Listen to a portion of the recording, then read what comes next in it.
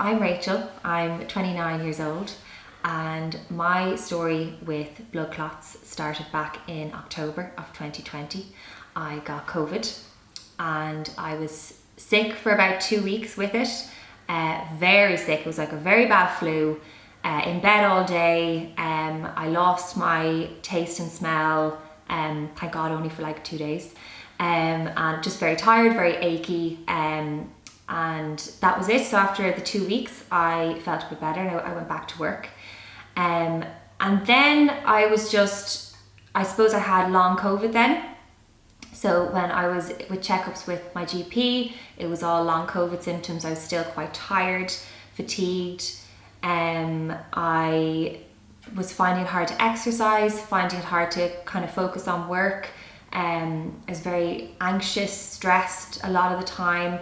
And I just felt it getting worse and worse, and I was really pushing myself to get fit. I think when you're sick you kind of want to work on that, and so I just kind of proceeded to get worse and worse for those 3 months.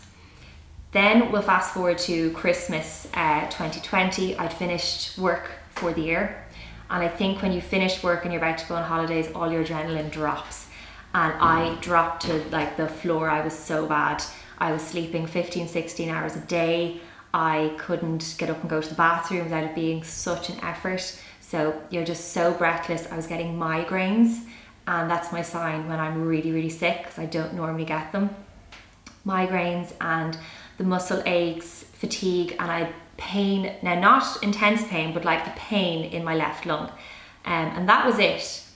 So, but then I'd have good days where I could actually get up and go out and do things. So it's very confusing. It wasn't very consistent.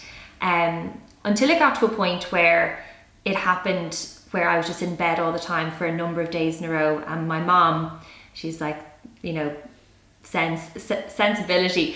And she just realized it wasn't right. And she wanted to bring me to A&E. But even on the day I went into A&E, she kind of looked at me and said, "Are you sure you want to go in now? You look fine." I'm like, "I know, I feel fine sometimes, I don't," and I just felt like I was going to waste their time when I went in.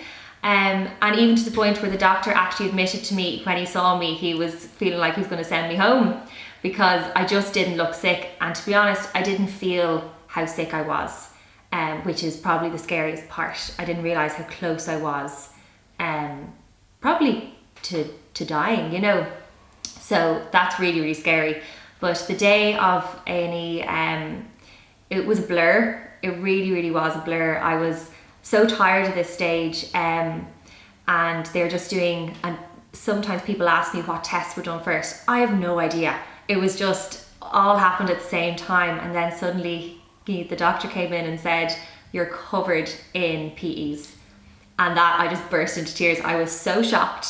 I had no idea. I just thought it was because all the symptoms I've been having are long COVID symptoms, so it was just being brushed away by me as well, because it's such a new virus, and these side effects were so new. So that was shocking. And then you're obviously by yourself because it's COVID, and I'd say all the information I was given just washed over my head at that point. So then I was admitted for 2 nights. I was put on blood thinners. I had the injections, and I got to go home after the 2 nights because my mum's friend is a nurse and she could administer the rest of the doses, which was brilliant. The time in hospital, I swear, I think my mum was dying to get in, but I was actually quite happy and okay because I just knew I was being looked after. So after that I went home to mum and dad. I was off work for 2 months, so I spent 2 months at home recuperating. I just really needed to be minded at that stage. After I got home from hospital, that it hit me that I could have died from this. I felt like people, including the doctors, my family, were maybe tiptoeing around. We're all in survival mode. And then it does hit you that, oh my God, I'm 28 and I nearly died. It's just insane. I never ever thought it would. I feel we have the sense of mortality when you're this age. It just never dawns on you, especially when I've been a very healthy person all my life. My only, trip to the hospital I've had was for my tonsils when I was 6.